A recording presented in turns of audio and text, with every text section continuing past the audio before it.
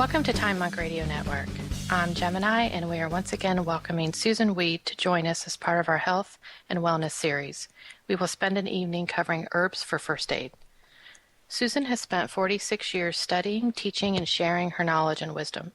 She is the author of 5 books, including Healing Wise, New Menopausal Years, The Wise Woman Way, Breast Cancer, Breast Health, The Wise Woman Way, Wise Woman Herbal for the Childbearing Year, which is in its 29th printing, and down there, Sexual and Reproductive Health, The Wise Woman Way. Hello, Susan. We are delighted to have you join us this evening. Great blessings. I'm so glad to be back here with you.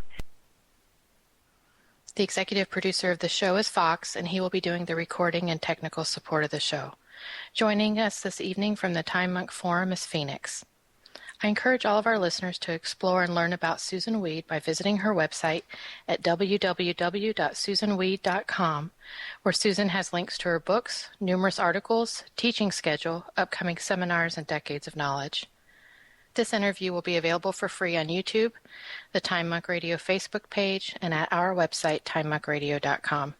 For our listeners, this interview will offer wise woman advice and discussion for those that are interested in our green allies and a natural approach to living and being. It is neither intended nor implied to be a substitute for professional medical advice, diagnosis, or treatment, and should not be used in place of your regular health care. I know you have a lot of information to share, Susan. Let's get started with herbs for first aid. All right. You know, I love to talk about herbs for first aid because I believe that herbal medicine is people's medicine. And that means that it's the medicine right outside our door. And it's the medicine that ideally we learn when we're very young. And what happens to us when we're very young is we get injured a lot. We learn to walk, we're falling down, we don't judge distances or heights, we get bumps, we get bruises, all kinds of things happen to us. And those things continue to happen to us throughout our life. Everybody gets stung, burned, bumped, cut, bruised, torn, stretched, sprained. And most of the time, we don't want to go to a doctor to deal with it. And when we do go to the doctor, I'm not so sure that the things that happen there are the ideal things that could happen. And I want to tell a rather gory first aid story here. A dear friend of mine runs 300 acres of apples with her mother, grandmother, brothers, sisters, and a whole bunch of helpers. And she's the kind of person who hardly ever sleeps more than 4 hours. She was up very early one morning in the packing house. Big machine, packing, rinsing the apples, and one of the apples got stuck, and she stuck her finger in the machine to free the apple, and the machine cut off the end of her finger. Oh, gosh. And she grabbed it before it got packed in the apple thing, and there was like a little bit of bone sticking out from her finger, and she kind of stuck it back on, you know? And there's a lot of blood. She decided she better get out of the apple packing house before she had a health violation.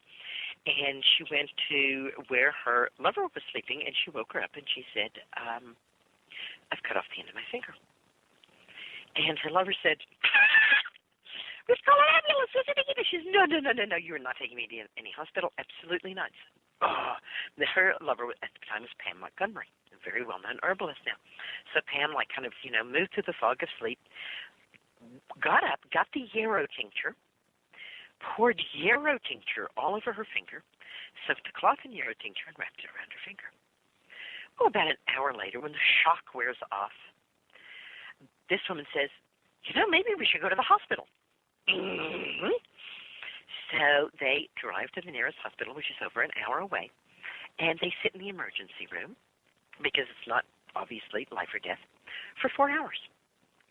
And when they're finally seen, the doctor who sees them says, oh, we can't handle anything like that here. You have to go to Albany. So they drive to Albany, which is another hour away, and they sit, this time for 5 hours, in the emergency room. And when they see a doctor, the doctor said, well, I could have sewn this back on if you'd gotten here within 8 hours of doing it. And I don't know if, whether that was just an amount of time he made up or whether it's an actual thing. Meanwhile, of course, all of this time, they've been putting yarrow tincture on it. And they've been keeping this cloth that's wrapped around it soaked in yarrow tincture. So they basically turn around and go home and continue to do nothing more than keep it wrapped and wet and soaked with yarrow tincture, and she has full use of that hand and that finger. She even has sensation in it. That's an incredible story. And when you're saying yarrow tincture, Y-A-R-R-O-W? Y-A-R-R-O-W.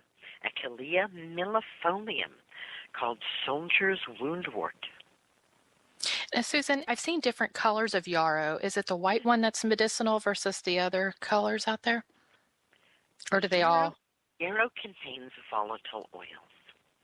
And on a spectrum, the volatile oils in yarrow are fairly tolerable to human beings, and the volatile oils in tansy, which is a closely related plant, are fairly poisonous to human beings.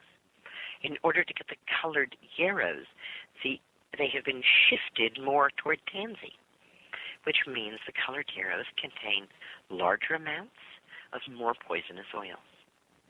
Okay. I didn't want to specifically answer your question because obviously they would be stronger medicine, but in this case we don't want stronger medicine. Okay. Because it would poison us. As a matter of fact, some of the new so-called evidence-based herbals, which are the worst herbals, because all they do is look at the scientific literature and don't talk to anybody who's used herbs, they all say that no human being should use yarrow because of the volatile oils in it, because of the resins in it, because of the alkaloids in it, because of the glycosides in it. I mean, not just one kind of poison, but all four kinds of poisons and numerous kinds of them in yarrow. And yet, that's what allows it to kill both gram-positive and gram-negative bacteria. One of my students, MD, who works in the emergency room in a very large city, and she started to notice that the people who didn't put the antibiotic cream on their wounds healed better. It was one of the reasons that she started to study herbs and herbal medicine, because she wanted to improve wound healing. And what she told me, I haven't done the personal research, but what she told me was that it is actually true that antibiotic creams actually slow down the healing of wounds. And they don't actually provide a very good activity against bacteria in the wounds as well. And that's partly, of course, because bacteria are fairly rapidly mutating against all of the known antibiotics at this point. So she created something called OMIST. And I believe it's available, and I believe she might have a website, OMIST. She asked me to work with her to create something that could be used in hospitals. And she wanted to make an ointment or salve. And I said, no, because we don't want fingers in it and then fingers on the wound. So you make it from tinctures and you put it in a spray bottle, and then it can be sprayed on the wound and there's no touching. Her trials so far have only included about 1,000 people.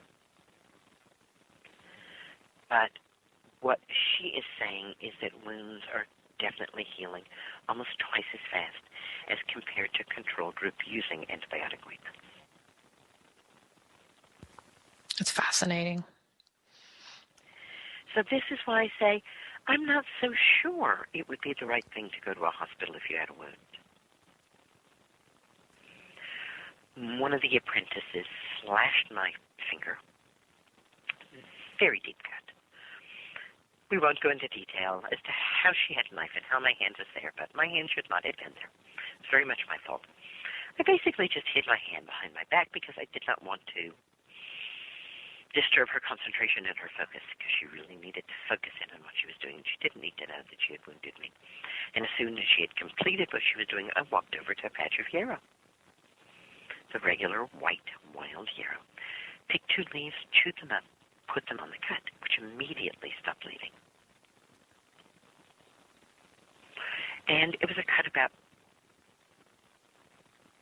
maybe 2.5 inches into the meat at the heel of my thumb. And it healed with a slight scar. But I know how big a scar that would have had if I'd gone and got stitches. One of the really wonderful things about yarrow is that it's a numbing agent. It's actually a local anesthetic. So when I chewed up that yarrow and put it on the cut, well, you know, when you're cut with something sharp, there really isn't any pain. Right.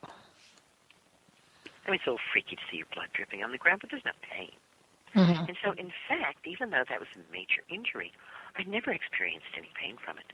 Because anytime I began to feel it at all, I would get some fresh yarrow and put it on. I did use a Band-Aid to hold it on. And I did take my thumb up against my hand so that I wouldn't open up the cut, right, so that it could heal well. I was thinking about what kinds of things I have in my traveling first aid kit and why I have those things in my traveling first aid kit. And obviously I have yarrow. And I have yarrow tincture made from the wild white yarrow flowers when the plant is in flower. And I have that in a spray bottle. And I also have witch hazel, which you can go to any drugstore and buy. And witch hazel is a wonderful agent to have on hand anytime there's any kind of wounds, whether it's a sting or a bite or a cut or a bruise. Application of witch hazel can be very useful. It's very easy to get. They even sell little towelettes of witch hazel. If you're traveling really light, you can just take a couple of those along. And witch hazel is very astringent. It helps to counteract poison ivy as well, the poison ivy rash. So that's another thing that I don't leave home without. Susan? Yeah. Yeah, I just had a question. Now, the witch hazel in your kit, do you have that in a spray as well, or you just leave it in a bottle as the liquid? I have it in a little bottle. It's a 4-ounce plastic bottle with a flip top that squirts out. So I can because usually where I want witch hazel, I really want to, be covering large areas or flushing things. I have learned to be a little wary about using water. Yeah, you don't know what's in the water. You don't know what's in the water where you are. Exactly. And so, although that used to be my first impulse was, wash the wound out with some water, I have learned to use witch hazel instead. And if I don't have witch hazel, spit. And we'll talk about, how to make these various things. And I'll talk about making spit poultices. And plantain is really ideal for spit poultices. And plantain, of course, is found just about everywhere. And it grows in driveways, it grows in playgrounds, it grows in cities, it grows along paths in the woods. I was in Costa Rica, in the big city, San Jose, and I looked down at the sidewalk and there was plantain growing out of a crack in the sidewalk. Just about anywhere you are, you're going to find plantain, and it is fabulous first aid remedy. As a matter of fact, it's such an important first aid remedy that we're going to spend a whole half hour just talking about plantain and really going into detail on the many ways that we can use plantain. And if you're putting together a first aid kit, you might want to have some plantain oil or some plantain salve. Now, in a hospital setting, we don't want fingers going back and forth between an ointment and a wound, but in a personal setting where it's your wound and your fingers, it's usually not a problem. And it's really easy to make plantain oil and plantain ointment, and we'll talk about how to do that. But I also just reached out, and right here next to me, I have 2 first aid ointments that I use frequently. One is from Red Moon Herbs, and it's called their Green Wonder Salve. And it contains yarrow, plantain, and comfrey. Fresh plants infused in olive oil, and then stabilized with a little bit of vitamin E and a little bit of beeswax. And it really is Green Wonder Salve for all kinds of first aid problems. And then right next to it is sitting from Herb Hill, their Muscle Ease. And this is made by Gretchen. And I don't know if she's calling her business Herb Hill or Amazing Grease. So you can check both of those. And wonderful, wonderful woman. She always invites myself and my apprentices down to her apothecary, and it's a basement room where it's cool. And she has, between 100 and 150 infused oils made from fresh plants. And she gives them a kind of a brief tour. And then she says, now, what would you like to make an ointment to work with? And each one of the apprentices chooses something, and then from this whole array of oils, they choose what they want to mix together. And the Muscle Ease salve that got put together last summer was Meadowsweet, which is even more powerful than yarrow in terms of a local anesthetic. And as a matter of fact, she said, be careful that you don't touch your mouth if you have Meadowsweet on your hands, because it can actually numb your mouth so much that you can bite yourself. So they were fascinated with that, so they definitely put some Meadowsweet oil in. And then oil of Hypericum perforatum, which many people call St. John's wort. I call it St. John's wort. And we're not going to take the detour into why, but I'm available if you want to know more about that. And St. John's wort oil is a powerful reliever of muscle aches and muscle spasms. The tincture works to relieve that internally, and then the oil works to relieve it externally. And dandelion, most people don't think of dandelion as a first aid plant, but it really is. All parts of it, and especially when infused in oil, and probably especially the flowers infused in oil. And this was dandelion flower oil. And also to help ease muscle pain, hops, which, of course, we know eases pain and brings drowsiness internally, but actually, interestingly enough, does similar things externally when infused in oil and then applied to a muscle ache. And wild lettuce, which contains alkaloids that are analogs of opiates. And I said to Gretchen, I said, I know that Native Americans used wild lettuce as, first aid. And what I was told by one person was, oh, yes, we used wild lettuce. If somebody got mauled by a bear and they probably weren't going to survive, but it was going to take them a while before they actually died, we just give them enough wild lettuce that they didn't notice. And I'm not sure if they were pulling my leg or if it's really true to make something that strong from wild lettuce. I remember back in the 60s, people were smoking wild lettuce and claiming to actually be affected by it. But at any rate, there's wild lettuce oil in there, and chamomile oil, and lemon balm oil.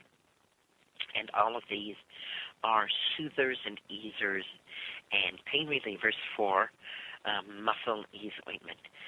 Gretchen sells a huge range of single herb ointments. We're talking about Hypericum oil, St. John's wort oil. Gretchen certainly has that, as well as we'll custom make any amazing grease that you want. I keep a little dropper bottle of a wormwood tincture in my traveling first aid kit. Wormwood is remarkable in its ability to deal with things happening in the intestines. I think of a person who came to me. We were both involved in a very large group, 125 people, working very focused work with Gene Houston, 2 years. And he came to me and he said, Susan, you've got to help me. I've done something terribly stupid. I said, what did you do? He said, I ate oysters. I said, so far as stupid goes, that's not too stupid. He said, yes, but I'm allergic to them. I said, okay, stupider. What happens? You don't seem to be swelling up or going to anaphylactic shock. He said, no, I fall asleep. I said, that's it? You just fall asleep? He says, I fall asleep.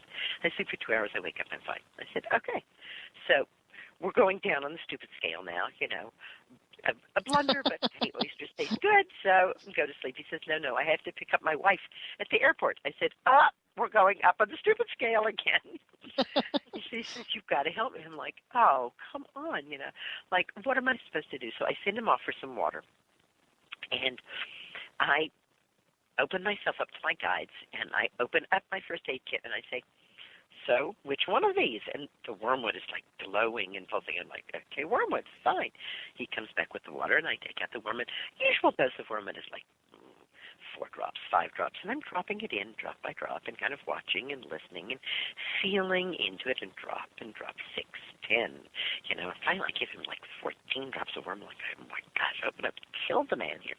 And he like slugs it back. And he comes to me the next day and says, it worked perfectly.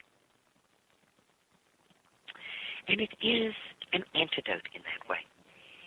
Another antidote that I carry with me for first aid is slippery elm. And slippery elm is said to antidote all poisons, but more to the point, for most people, and I actually give more slippery elm balls away than I ever use, it instantly stops acid reflux. As a matter of fact, I have almost a double handful of students at this point who've told me that they cured Crohn's disease, ulcerative colitis, irritable bowels, like deep issues in the bowels, leaky gut. Slippery elm glues the guts back together again. So when we get into preparations, we're going to talk about how I actually make the slippery elm balls that I carry around with me. Susan, can I ask a quick question about slippery elm here? Can you use that on babies? A lot of times the babies will have the acid reflux. A slippery elm seems so safe. Do you recommend it for infants as well? Well, because of the laws in the United States, I would never recommend her. Sure, okay. But a slippery elm is absolutely safe for babies, so far as we know. It does not contain alkaloids, it does not contain glycosides, it does not contain resins, and it does not contain volatile oil. Basically, it's bland, nutritive fiber. Okay, thank you. You're welcome. But I'm concerned that your babies are having acid reflux. Well, it's not my baby. I just know that a lot of times they do. So I was just kind of curious. That's not my experience. Okay. If a baby's actually having acid reflux, then something is very much amiss in that baby's life. Okay. Or in what that baby is being given to eat. Yeah, perhaps the formula. How that baby is being given that to eat. But babies should not have acid reflux at all. Now, babies throw up. That's different. Sure. Babies smile at you and go, blah! Right. Yeah. Oh, yes. Susan, another question, if I could. Yes, please. I know in the pharmacy we got slippery elm lozenges, but I suspect that's not the way that you're using it. In a pinch, those will work, Phoenix. Okay. They're just real expensive. Yeah, they are expensive. So do you get slippery elm from your backyard or from an herbalist, and how do you dose something like that? There are, quite a few wonderful businesses in the United States that sell bulk herbs. Okay. And I buy slippery elm powder from one of those businesses. So it's already been harvested. Now, yes, I could get slippery elm from my backyard, truthfully, but I don't, because what I have to do, it's the inner bark of the slippery elm, almost fulva, and that bark has to be harvested and then ground up to powder, and I don't have the equipment to do that, nor do I want to own the equipment to do that. So I buy it, and I think the last time I bought it, it was maybe $25 a pound. Fairly reasonable price. Yeah, for any pharmaceutical, that would be a super deal. Exactly. And as I said, our plan is to just kind of go over herbal first aid altogether here for the first half hour, and then to delve into the exact ways of making things in the second half hour. So let's see. Witch hazel, plantain, yarrow, hypericum oil, hypericum tincture, wormwood, motherwort. I always keep a bottle of motherwort because motherwort really allays anxiety and calms fear. I was in, blessed be, the only traffic accident I've ever been in, here on a local road, small road, curvy, up and down. I came up out of a blind spot, and a van was in the road in front of me. We totaled both vehicles, but all three of us walked away from the accident. 2 weeks later, the people involved in exactly the same accident were not. So blessed.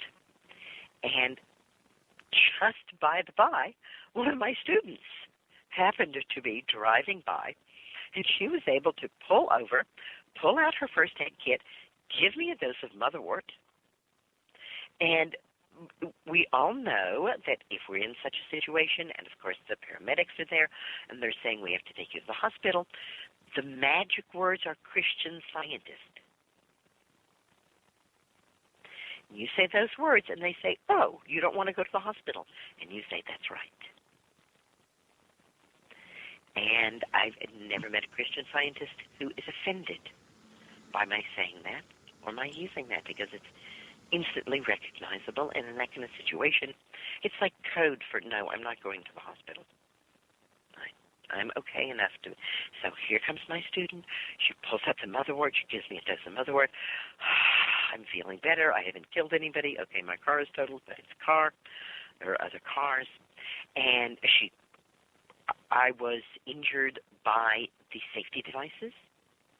I had a bruise across my chest from the seatbelt, and she put some hypericum oil on that, and some bruises on my knees, and she put some hypericum oil on that. She found some plantain just growing alongside the road, and we both chewed that up and put that on my knees as well. And I was really happy to have the motherwort because it gave me my focus back rather than just being so motherwort. I don't use it to counter infection. I don't use it to control pain. I don't use it to aid healing. I use it for the what's going on emotionally when we need first aid. I carry OSHA root tincture with me. And OSHA root tincture is one of the few, I would call it an exotic herb. It does grow in North America, but it grows up high, and it's not a plant that there's very much of. There's also a plant, Oshala, and we're moving toward feeling confident in using that and encouraging people to use Oshala because it's in a greater supply. Is related to poison hemlock, interesting plants. And basically what OSHA does is it stops anaphylactic shock. And I've personally seen it stop, shock, within 3 seconds. I was teaching. We had potluck lunch. I had sat down with my food. Somebody came running to me and said, Susan, you've got to come and help. This woman's turning blue. And she had told everyone she was allergic to peanuts. And someone had bought food at a health food store, and there was peanut oil in it. And she had been assured that there were no peanuts in anything, and this person didn't connect the peanut oil, and she had a bite of it, and bam. And I ran like Wonder Woman to my first aid kit, grabbed the OSHA, ran back, pulled back her lower lip, squirted OSHA into it, and before I could get the dropper back in the bottle, she was pinking up, and she was about the color of my blue jeans. She was pinking up, taking a breath. That fast. Wow. I like having OSHA in my first aid kit.